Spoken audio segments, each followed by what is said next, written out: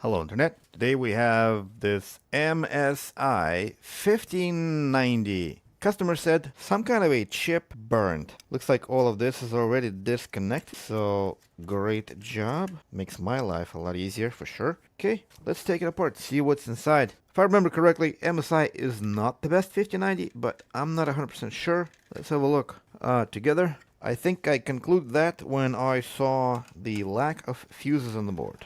And even if MSI chose to use the greatest, the latest driver MOSFETs and the buck converters and whatnot, those are great, but can sometimes cause critical failures. They can only be prevented by the fuse. And we also have a couple of screws here on the side. Great job, MSI. Just make the disassembly a little bit more confusing than it should have been. Alright, so the back comes off. I don't see anything special in here.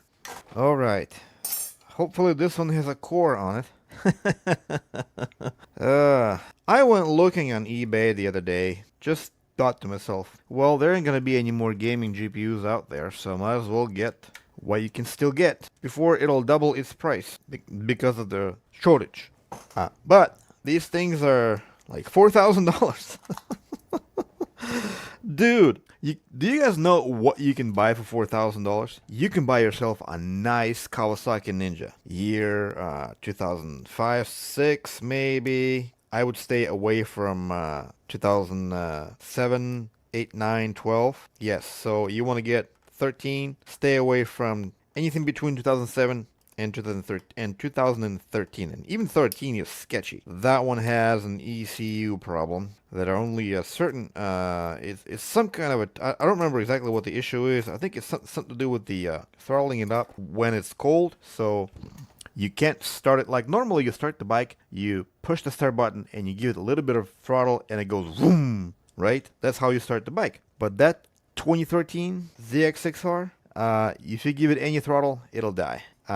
Also, he has some cold start issues, and all of that are ECU related. And there's a very specific type of ECU, I do not recall, that fixes that problem. That's supposed to be specifically coded for California. I don't know exactly what it was. It's like a very certain specific revision or whatnot. It took me a while to find one, but when I finally found one, it started working a lot better, and I stopped having issues with cold start. But the bike, I sold that bike for like dirt cheap when I was moving from Washington to Kentucky, and that was the biggest mistake I've ever made. I sold it for less than I bought it, and if I wanted to buy one today, I would have to pay for it even more because the bike prices went up, the car prices went up, prices just went up everywhere. So, alright, let's move this out of the way. And as I have suspected, only one fuse on the PCI Express, so that's almost like a mandatory requirement to protect your motherboard from getting fried. But not all boards do that, which is very upsetting. So some manufacturers that do not even have a fuse here, those don't even care about your motherboard. At the very least, in this instance, MSI did care enough about your motherboard, and they're probably assuming you're running some kind of an MSI power supply with over current protection and whatnot, which would prevent a hole from developing on this board, but that's just a long shot. I would rather have a fuse. So I think I'm starting to see a problem, and the problem is here. Let's go under a microscope, see what we got. And that, ladies and gentlemen, is a blowout right there. So my biggest concern right now is what kind of a resistances are we getting on this coil, and whether or not that buck converter blew all the way through or not. So we're reading that's a very bad reading right here. That's I'm not sure what that reading is. Okay, wait a minute, that's a different reading. So what is this then? This is a bad reading here. The memory is fine, so 12 volt is okay. 5 volt, 12 volt. This is probably 5 volt, not sure. What is this? This is probably 1.8. So two of these coils here, I don't know what they are. I think this is PCI Express, and I think this is either 1.8 or 1.2. I don't know. We can probably open a board view of pretty much any kind of 5090 and see what we got. So let me go ahead and do that real quick. There are no MSI 5090 board views anywhere in the world except in the repair shops. So that's one of the reasons why I would stay away from MSI boards, because they are going to be a lot more difficult to repair. So PEX, okay, so we're gonna assume PEX is okay. This one's 1.2, and we got a short on here, and that goes straight into the core, as we can see here. So what is it that I want to do right now? I want to inject the voltage into this coil, and I want to see if the area of the core is starting to warm up. And if it does, then this is going to be a no fix. The core is dead. So we're going to make sure that we have 1 volt set on the dial. And let's have a look. That way I don't have to bother with removing the faulty buck converter. It just saves me a little bit of time. Okay, let's see if I can. And we do get a small heat signature there, as you can see. So not exactly, it is concerning. You see that? Yeah, but that's nowhere near as bad as we're seeing here. So kind of hard to say. I'm going to say, because the circuit inside is basically powering on. And so obviously it's going to generate a little bit of heat, and obviously it's going to be visible. But one way to confirm, probably the easiest way to confirm before we start getting into the chip replacement, whether that short is on the load side or on the side of the buck converter, is to remove the coil. So let's do that. I'm going to remove the coil with some black horse flux and some leaded solder. That will definitely lower the melting temperature of that solder that's on the board and help us with the removal process. It's going to add a little bit on the sides of the coil, and we're going to lift this up with some tweezers. There we go. That's why I like these tweezers. Alright, now let's see what we're getting now. So right now we're still reading short on the output of the buck converter side. That's normal. And the output, you see this? We're still reading 0.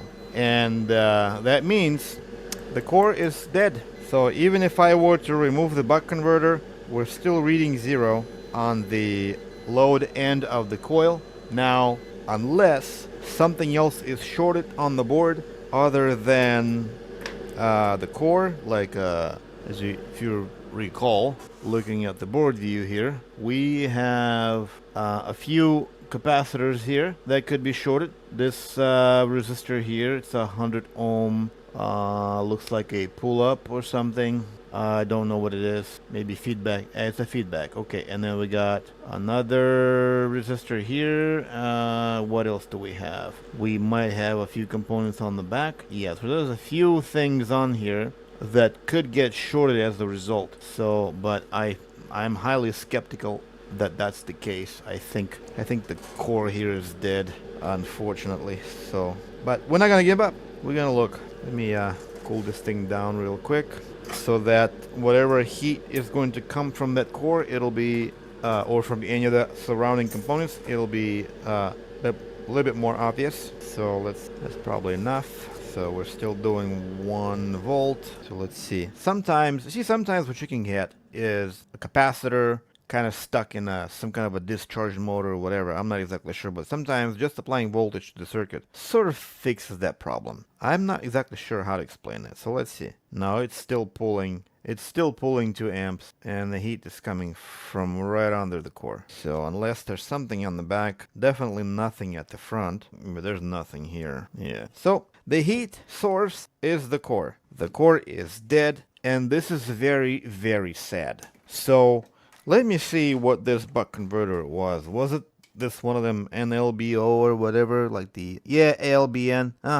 This junk is the cause for a lot of 1.8 circuits on 30 series shorting out, as well as PEX circuit shorting out. Very common. I've seen this a lot, and almost, I'd say 95% of the time when that does happen on those cards, the outcome is almost always a dead core. So we're gonna have to put this thing back together, give the customer bad news, but for you, ladies and gentlemen, I have good news. And the good news is, we know that the MSI 5090 is a piece of garbage. You guys want a good 5090? Get Zotac. You guys want to get 40 4090, that's good. Surprisingly, Get MSI, Gaming Supreme, or even Ventus has fuses. So essentially, the components on the board are the same, and it's just the amount of phases that you get on the board that's the difference, and the firmware that drives those phases is different. So, and that's why when some people ask me what's the best 4090, what's the best 5090, or whatever, or actually no, people don't ask me that. Only smart people ask me that question. Oh, I'm messing with the wrong coil. People ask me what's the best brand, you know, and I can't really answer that question because there's no such thing as best brand. There's no best brand.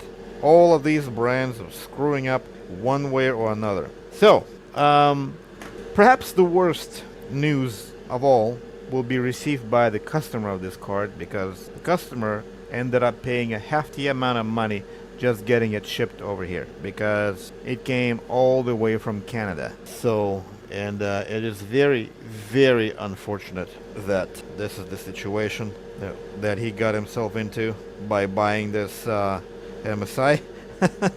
Not exactly sure where he got it from, how he got it, or what the story behind is. I think maybe RMA was involved. I'm not 100% sure, but regardless, we have a dead GPU here, and there's nothing I can do about it. So hopefully, any of you out there with an MSI 5090, I would get rid of it and just buy Zotac or something, or alternatively, what you can do is just get the core and the memory from that board and transfer it over to a Zotac, and you have yourself a Zotac. That's not going to be the cheapest option, but it is an option nonetheless. So hopefully I have to put this together, give the customer bad news, and as for you, hopefully this was educating.